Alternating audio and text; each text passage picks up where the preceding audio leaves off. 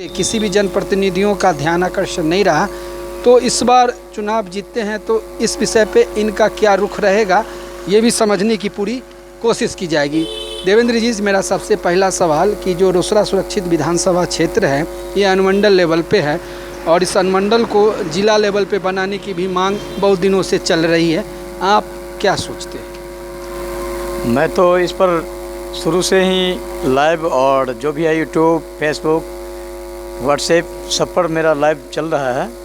मैं पहले भी बोल चुका हूँ सबकी, जितना भी रोसड़ा हमारे वासी हैं और मतदाता बंधु हैं, सबकी मांग है कि ये पुराने हमारा हॉट सीट रहा है और बहुत प्रसिद्ध है हमारे रोसड़ा।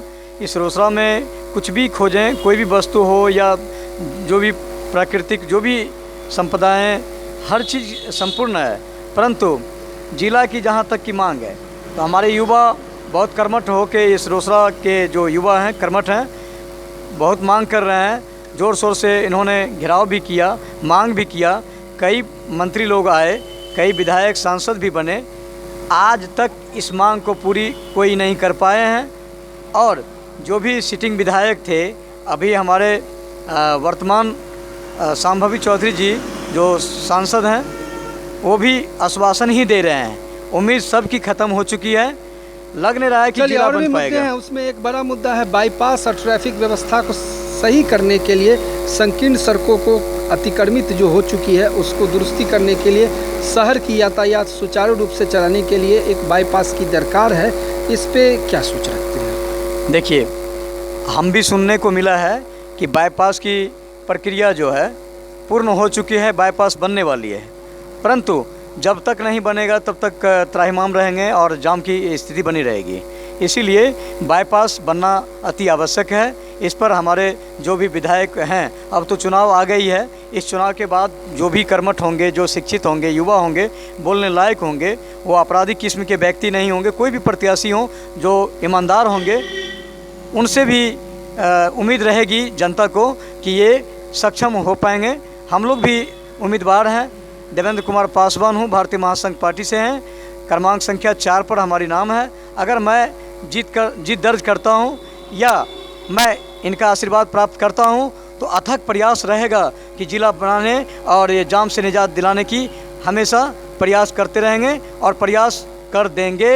और हम वचन देते हैं कि जान जी लगाना पड़ जाए, जब तक ये मांग पूरी नहीं होगी तब तक मैं चैन से नहीं बैठूंगा, सत्ता भोग नहीं करूंगा। चलिए आखिरी सवाल करेंगे कि ये जो इलाका है ये कृषि प्रधान इलाका कहा जाता है, लेकिन बाढ़ सुखाड़ से किसानों को बहुत सारी समस्याएं होती हैं और साथ में जो नौजवान शिक्षित या अशिक्षित हैं वो पलायन कर रहे हैं, काहे के लिए? रोजी रोजगार के लिए। तो ये मुद्दा गंभीरतापूर्वक सभी राजनेता और सभी राजनीतिक पार्टी के कार्यकर्ता, प्रत्याशी लेते हैं और जनता के बीच में अपनी अपनी तरह से इसका जवाब भी देते हैं। लेकिन आज हालत ऐसी है कि पलायन रुकना चाहिए और रोज़गार की उपलब्धता होनी चाहिए, इस पे कोई ठोस कारगर काम नहीं है। तो इसके एवज में small scale industries, factory, food processing unit वगैरह की उपलब्धता कराई जा सकती है, लेकिन जो जनप्रतिनिधि हैं उनकी इच्छा शक्ति इस संदर्भ में कोई खास नहीं। आप युवा हैं, शिक्षित हैं, पढ़े लिखे हैं, कर्मठ हैं और चुनावी दंगल में हैं, क्या जनता को आप कहेंगे? पलायन और रोजगार पे क्या सोच रखते हैं? आखिरी सवाल जी। हमारे रोसड़ा के जो भी युवा हैं बहुत पढ़े लिखे हैं, पढ़ लिख कर बैठे हुए हैं डिग्री लेकर।